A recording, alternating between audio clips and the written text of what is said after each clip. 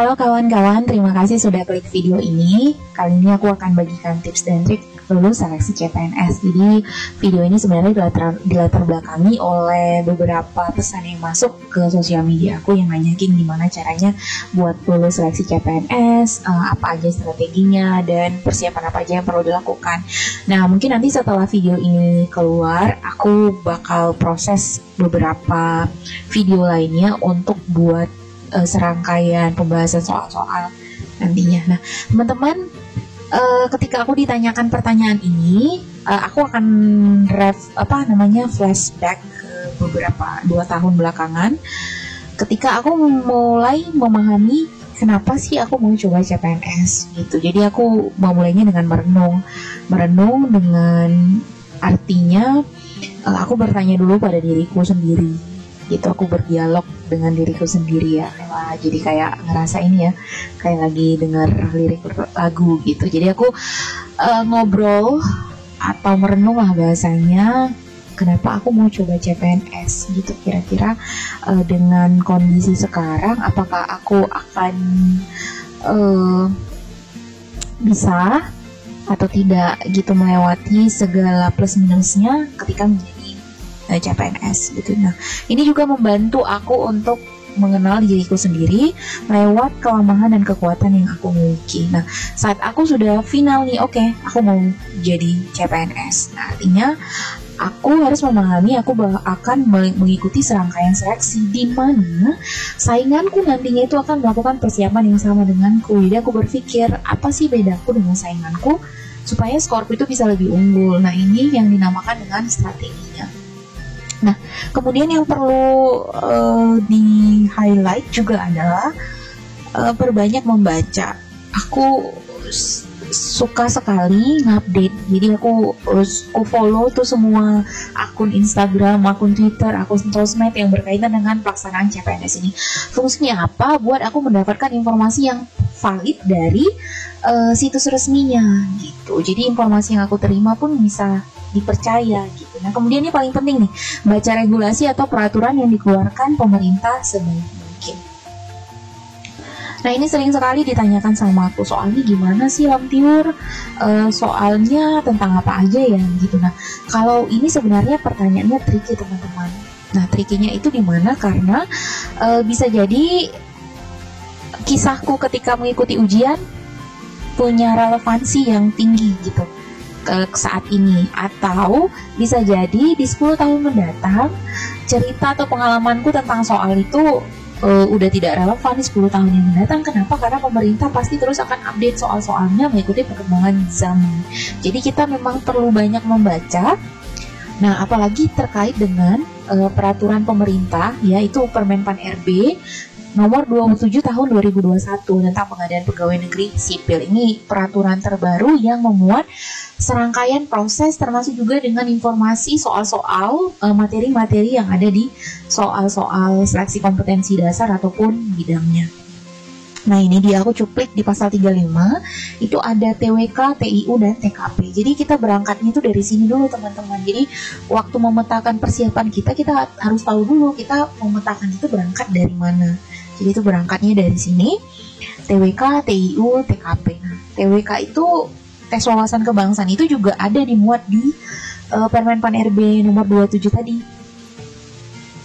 Nah, ini dia TWK-nya itu memuat tentang nasionalisme, integritas, bela negara, dan pilar negara. Nah, cara untuk memetakannya ini teman-teman, aku biasanya lakukan dengan aku selalu beli buku khusus yang untuk CPNS. Jadi aku petakan, jadi aku bikin resume tentang subtopik dari masing-masing TWK ini. Nah, nanti yang akan aku lakukan adalah aku browsing PDF atau modul-modul yang ada tentang nasionalisme, baru aku masuk ke soal-soalnya, karena agak sulit untuk memahami, kalau aku pribadi ya teman-teman, agak sulit untuk memahami, untuk masuk ke untuk masuk ke soal ketika aku nggak paham, bahkan untuk nilai-nilai dasar di nasionalisme itu aku nggak paham. Jadi penting sekali untuk memahami gambaran umumnya dari topik ini. Nah, kemudian ada TIU. TIU atau tes intelijensia umum ini berkaitan dengan kemampuan verbal, numerik, dan figural. Nah, ini juga perlu kita petakan pada masing-masing kemampuannya gitu. Nah, selanjutnya ini TKP, pelayanan publik, jejaring kerja, sosbud, TIK, profesionalisme, dan anti radikalisme. Ini sama polanya dengan TWK yang tadi aku ceritakan sama teman-teman. Nah, jadi sebenarnya aku nggak pakai konsep menghafal 100% ya sampai titik komanya, enggak, tapi yang aku pakai adalah konsep aku memahaminya dulu supaya nanti di soal aku bisa punya nalar untuk paham arah soalnya ini lagi bahas apa. Itu sih yang paling penting teman-teman. Makanya juga saat untuk tes karakteristik pribadi, kembali lagi aku harus cari info nih tentang undang-undang apa aja yang berkaitan tentang pelayanan publik. Nah, biasanya di undang-undang itu memuat nilai-nilai dasar atau nilai-nilai dasar terkait dengan sub-sub topik ini. Nah, penting untuk membaca seluruh persyaratannya. Nah, kenapa? Karena jangan sampai hal sepele jadi batu yang buat kita itu batu besar yang menghalangi kita untuk lewat gitu. Jadi contoh hal sepele yang kadang-kadang kita itu sering abaikan, misalkan dibilang di persyaratan harus ditulis tangan, atau di persyaratan boleh menggunakan, atau di persyaratan harus diketik. Nah, kadang kita suka menyimpulkan sendiri gitu teman-teman. Jadi bisa kok. Nah, itu sebaiknya dihindari ya, karena lagi dan lagi panitia yang punya kewenangan untuk menyeleksi punya kita, bukan kita yang punya kewenangan. Jadi ikuti peraturan yang dikasih sama si panitia dan update informasi dari situs resmi milik pemerintah. Nah, biasanya pertanyaan yang muncul dari isi kepala kita itu ada yang sudah dirangkum oleh situs resminya, sudah dirangkum dalam situs resminya. Jadi teman-teman bisa akses dari link yang aku bikin ini. Kadang-kadang pertanyaannya, saya D3 bisa nggak saya melamar SMA, atau saya D3 bisa nggak saya melamar S1. Nah, itu biasanya ada tuh dikasih informasinya di dalam situs itu. Nah, mari biasakan budaya membaca dulu sebelum bertanya.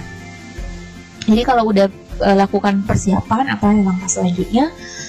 Bikin jadwal dan latihan. Jadi benar katanya, practice makes you perfect, ya kan? Jadi kalau aku sih, karena memang ketika aku berkeinginan untuk coba CPNS ini kan tuh membutuhkan waktu ya, beberapa bulan untuk persiapan. Jadi karena juga kondisi waktu itu sedang bekerja, aku nggak bisa ganggu jam kerja gitu. Jadi ya aku akali dengan cara kalau jam kerja masuk jam 8, aku jam 7 usahakan aku udah nyampe kantor. Jadi aku punya waktu sekitar 30-40 menit untuk bisa baca ataupun bahas 5 atau 10 soal gitu. Nah, nanti pulang kerja itu kalau biasanya kita udah capek, katakanlah udah nyampe rumah mungkin jam 6 atau jam 7, aktivitas lain apa segala macam. Nah, aku biasanya sempatin juga itu tidur untuk 30 menit sampai 1 jam, dan kemudian nanti jam 10 sampai jam 11 aku memang fokus baca materi gitu, atau bahas soal. Atau yang paling aku sering lakukan itu adalah sambil rebahan sambil nonton YouTube. Jadi itu lebih apa ya, paling nggak kita masih bisa merasa melakukan hal-hal yang produktif lah di dalam mempelajari soal-soal. Nah, ini penting sekali bahwa kita yang harus explore informasi, bukan sebaliknya. Nah, teman-teman, ini juga penting banget karena persiapan untuk CPNS ini tidak hanya persiapan administrasi, tapi juga persiapan mental gitu.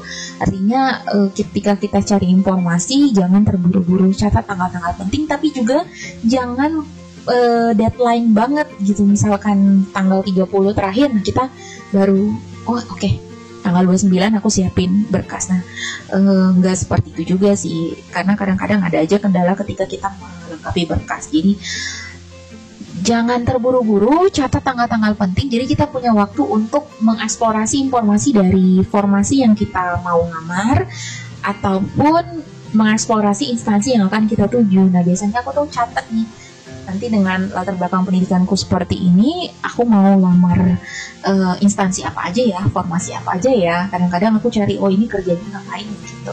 Nah ini penting juga, jangan menyimpulkan sesuatu dengan cepat seperti tadi yang aku katakan. Ikuti setiap instruksi yang disajikan oleh panitia gitu. Mungkin kita punya asumsi, bisa kok, nggak bisa. Kita nggak bisa pakai asumsi kita karena kita bukan panitianya, kita adalah peserta yang diseleksi gitu. Nah ini penting, jangan cepat menyerah. Nah teman-teman, mungkin ada yang pernah dengar bahwa coba CPNS sampai 2-5 kali. Nah kebetulan aku yang coba sampai 2 kali. Sekali emang gagal di tes, sekali aku gagal di seleksi administrasi. Nah, tapi itu tidak mematahkan semangatku, jadi justru menjadikan pembelajaran bahwa oke, karena ini memang udah keinginanku, aku akan tetap ikut tesnya dan melakukan persiapan yang lebih matang. Ini juga tadi aku udah katakan, mengeksplor informasi, kita bisa gabung di grup, di banyak banget grup. Aku ingat banget waktu itu aku join di grup Telegram yang bahas soal-soal, di WhatsApp juga aku join. Kemudian kadang-kadang tuh kalau kita suka ngulik-ngulik situs dari BKN atau Twitternya, itu kadang-kadang ada tuh yang kasih link, ayo join ke grup ini, kita bahas soal di sini. Nah, saya tuh aku buka dulu, kemudian aku join gitu.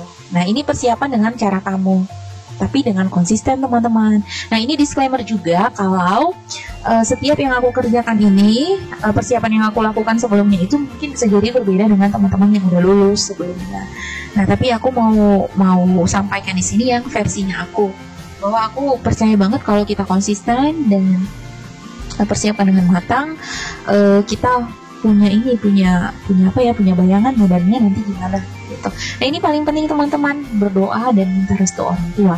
Jadi doa orang tua itu juga sangat penting untuk kita bisa lulus, ya pastinya juga dengan usaha yang kita kerjakan. Oke teman-teman, semoga berhasil, semoga lulus untuk jadi CPNS tahun 2021. Good luck!